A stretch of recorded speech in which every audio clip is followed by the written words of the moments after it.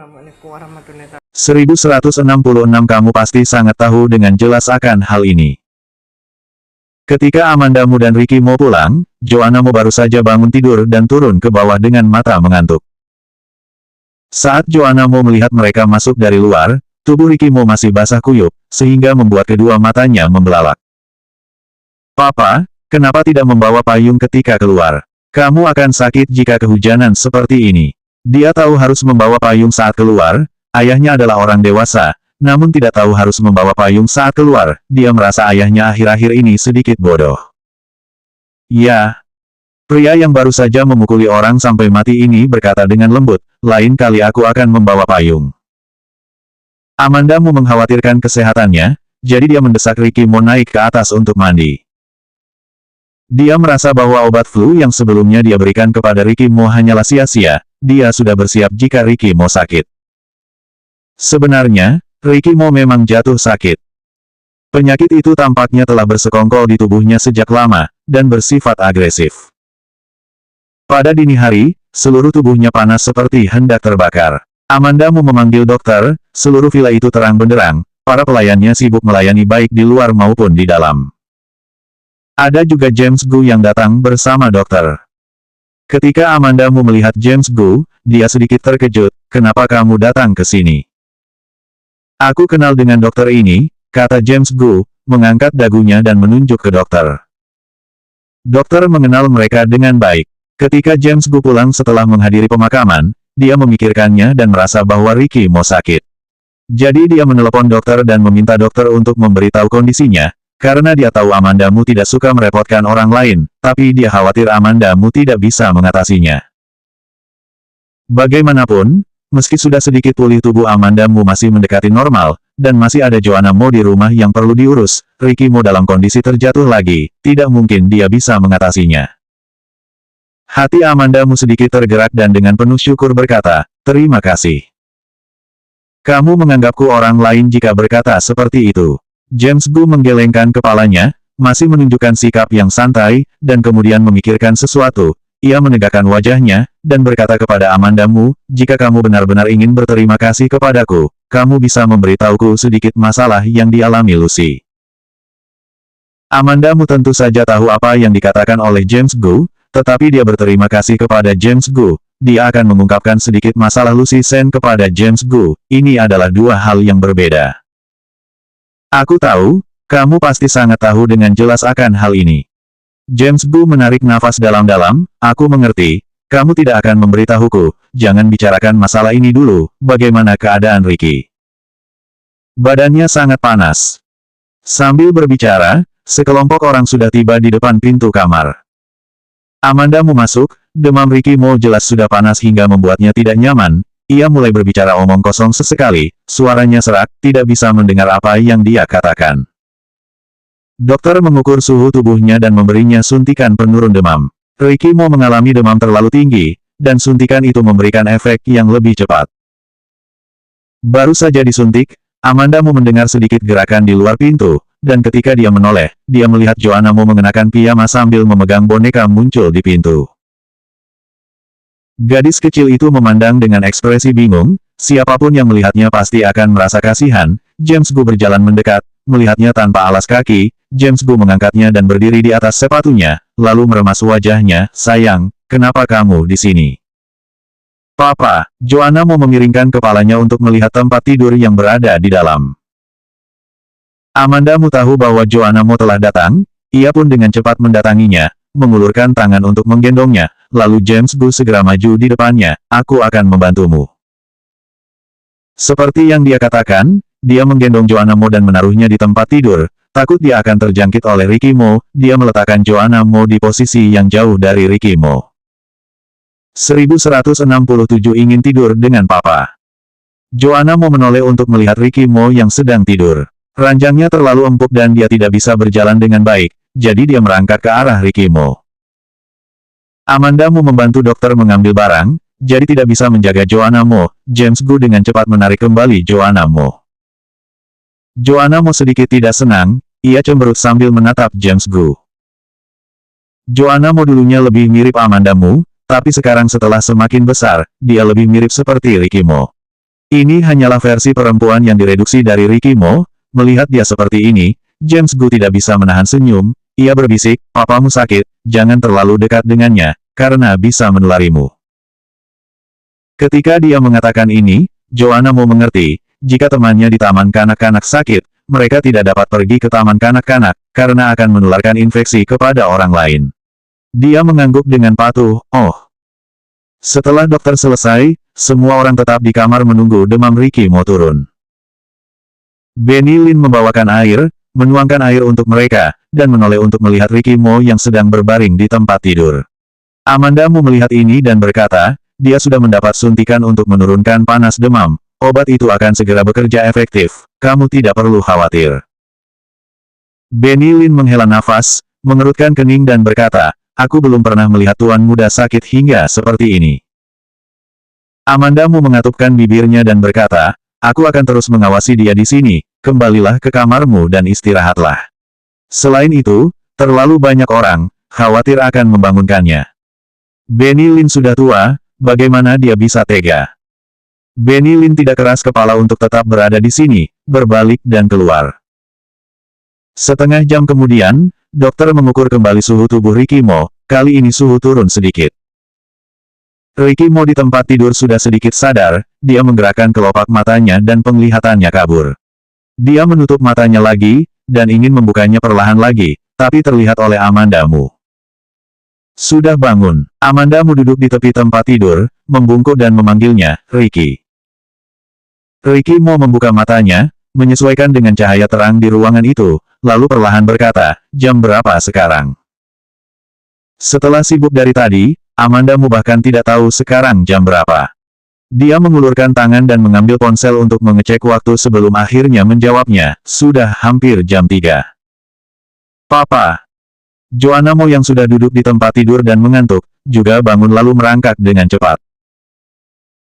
Ricky Mo melihat Joanna Mo dan sedikit mengernyit, melihat Joanna Mo merangkak goyah, dia takut Joanna akan jatuh, dia ingin mengulurkan tangan untuk membantu, tetapi ketika dia mengangkat tangannya, dia menyadari bahwa dia tidak memiliki kekuatan sama sekali.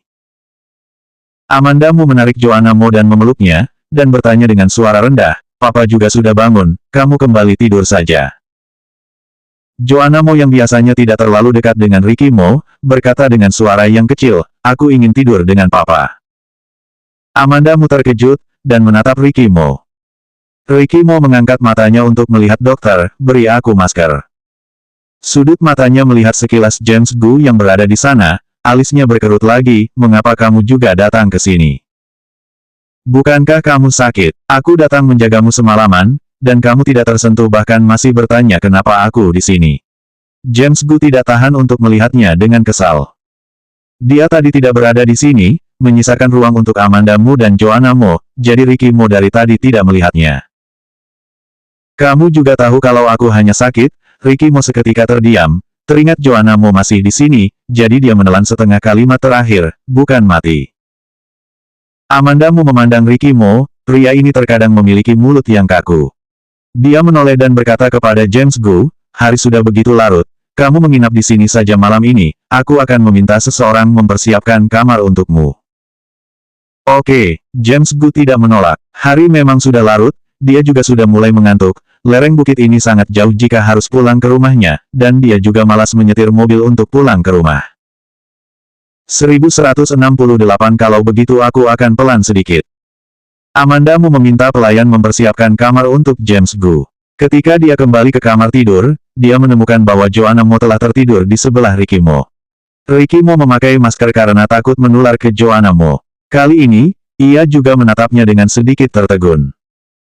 Dia mengira Ricky Mo juga sedang tidur, jadi dia berjalan perlahan ke tempat tidur untuk menutupi kedua ayah dan putri itu dengan selimut. Ricky Mo saat ini malah membuka matanya.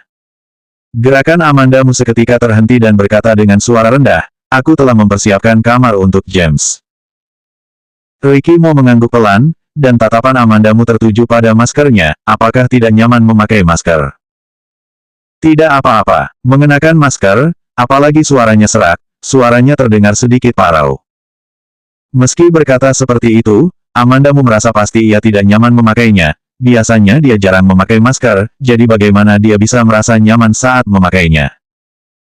Amandamu juga tidak lagi membahasnya, hanya berkata, aku akan mengantar Joanna kembali ke kamar. Ricky Mo menggelengkan kepalanya, lalu mengulurkan tangan untuk mencubit wajah kecil Joanna Mo, besok dia akan marah kalau bangun tidur, tidak perlu, tidur saja seperti ini. Perubahan seorang anak kecil setiap hari sangat besar. Setelah Joanna Mo dan Amandamu tinggal di sini, dia juga tidak menempel padanya ketika kembali, jarang dia ingin tidur dengannya malam ini.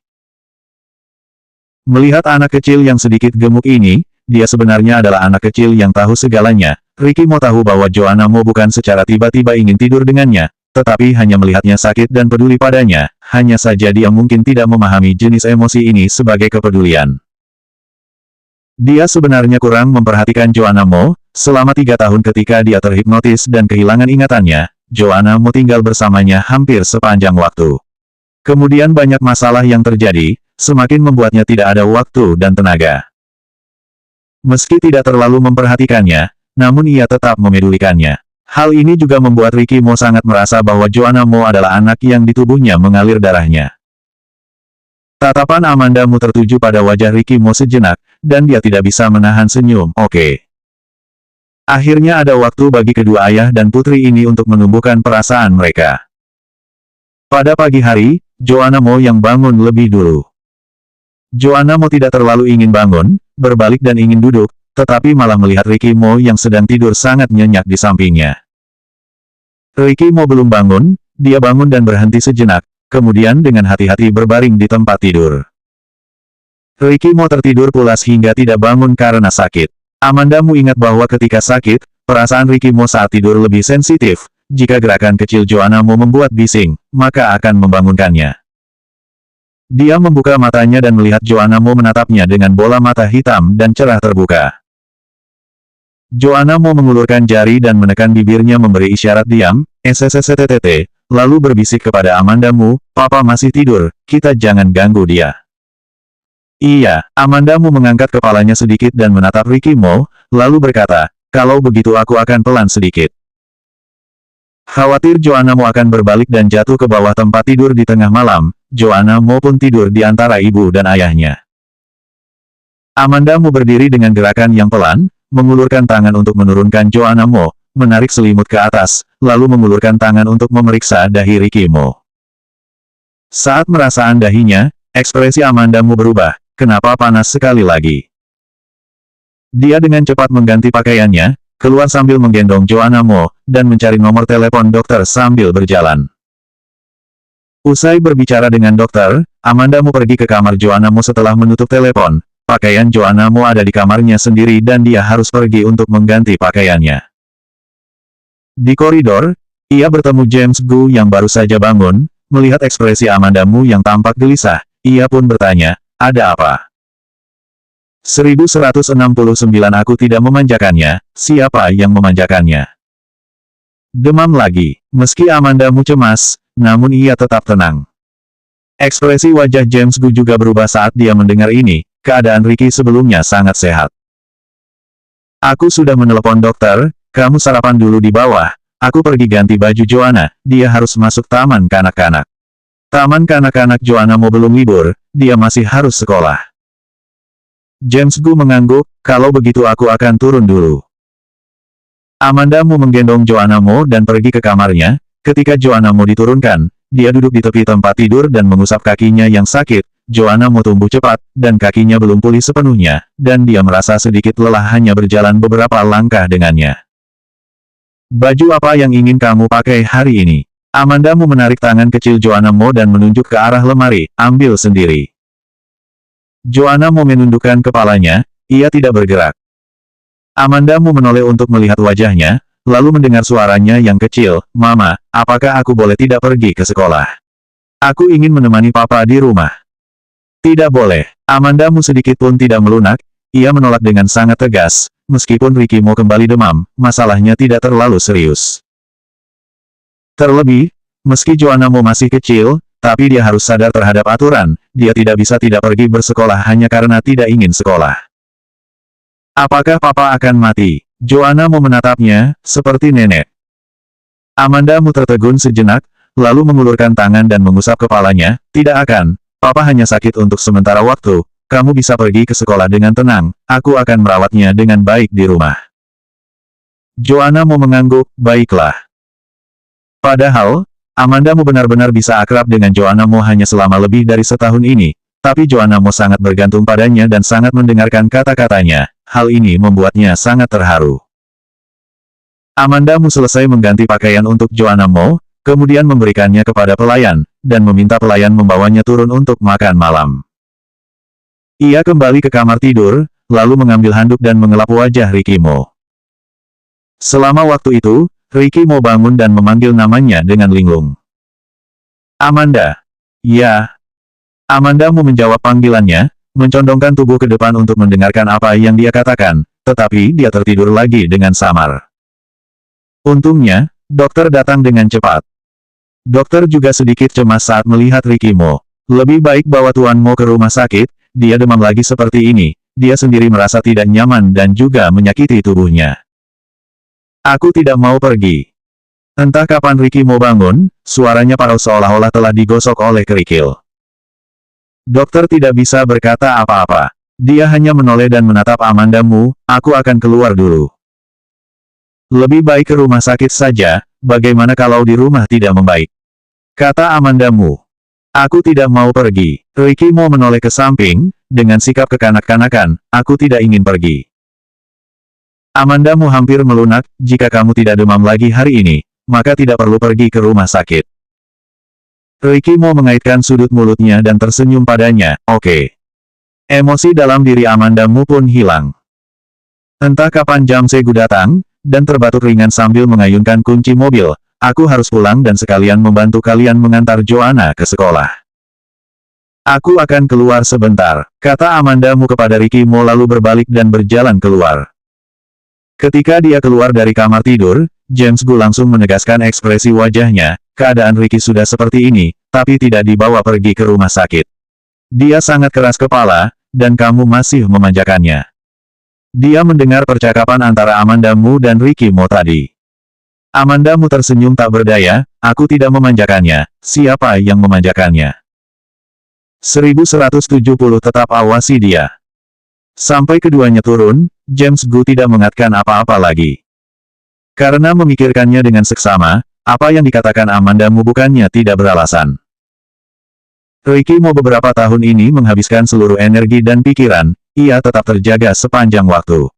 Banyak orang yang takut dia takut padanya. Jika ingin mengatakan memanjakannya, kecuali Amandamu, yang paling dekat dengannya. Selain itu, maka benar-benar tidak ada orang lain. Joanna Mo sudah mengenakan tas di punggungnya, duduk di sofa dengan menggoyangkan kaki dan menunggu James Gu turun untuk mengantarnya ke sekolah.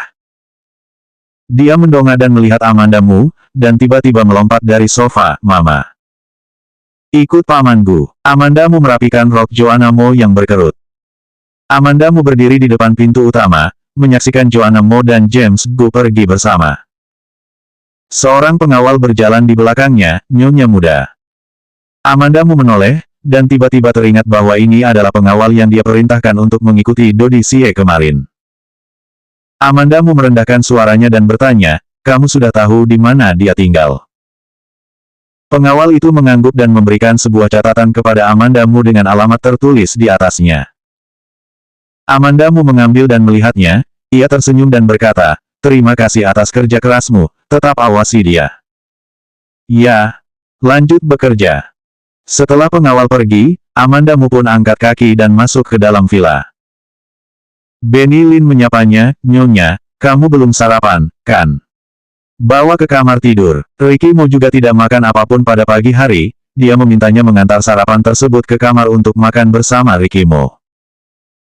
Meski Ricky Mo tidak nafsu makan, dia bisa makan sebanyak yang dia bisa jika Amandamu menemaninya. Pelayan dan Amandamu naik ke atas dan pergi ke kamar tidur bersama-sama, pelayan meletakkan sarapan dan pergi. Amandamu berjalan ke tempat tidur dengan membawa bubur, lalu duduk, makan sedikit bubur ini. Ricky Mo tidak memiliki energi dan nafsu makan, tetapi melihat wajah Amandamu yang tersenyum, dia pun mengangguk. Amandamu mengulurkan tangan untuk membantunya, dia berusaha untuk bersandar di tempat tidur, wajahnya sepucat kertas. Begitu Amanda Mu memberinya makan 2 sendok bubur, ponsel Ricky Mo berdering, ia menoleh dan melihat, sebelum mengulurkan tangan, Amanda Mu segera mengambil ponselnya. Amanda Mu melihat layar ponsel dan menemukan bahwa panggilan itu dari Donnie. Ricky Mo masih ingin mengambil ponselnya, namun Amanda Mu memelototinya. Asisten Donnie. Amanda Mu membantunya menjawab telepon. Ketika Donnie mendengar suara Amanda Mu, dia bertanya dengan sedikit khawatir, ada apa dengan Tuan Muda? Apakah dia baik-baik saja? Amanda Mu berkata dengan jujur, dia baik-baik saja, hanya demam. Donnie terdiam, sepertinya sedang mempertimbangkan apakah akan mengatakan sesuatu lagi selanjutnya atau tidak. Amanda Mu tentu tahu pasti ada sesuatu masalah hingga membuat Donnie menelepon Ricky Mo, tapi kondisi Ricky Mo sekarang seperti ini. Amanda Mu juga tidak peduli masalah apa yang ingin disampaikan, dia tidak akan membiarkan Ricky Mo ikut campur. Jika tidak ada apa-apa, maka sampai di sini dulu. Amanda Mu tidak memberi kesempatan pada Donnie untuk berbicara, jadi dia menutup telepon, berpikir untuk menelepon Donnie lagi nanti. Suara Ricky Mo serak seolah digosok dengan amplas, apa yang dikatakan oleh Donnie. Tidak ada apa-apa, ia hanya bertanya tentang keadaanmu saja. Amanda Mu dengan santai memasukkan ponsel ke dalam sakunya. Ricky Mo kaget saat melihat situasi ini, lalu tertawa, apa yang kamu lakukan? Aku akan memegang ponselmu saat kamu sedang sakit. Ekspresi wajah Amanda Mu sangat serius. Ricky Mo juga tidak marah, dan bertanya padanya, bagaimana jika aku bosan dan ingin bermain ponsel? Apakah kamu masih bisa bosan saat tinggal bersamaku? Amanda Mu berpura-pura marah dan memasukkan sesendok bubur ke dalam mulutnya. Ricky Mo menelan bubur di mulutnya dalam diam, lalu berkata tanpa tergesa-gesa, tergantung apa yang kita lakukan saat bersama. Amanda Mu. Selanjutnya bab 1171 orang jahat saling berkelahi.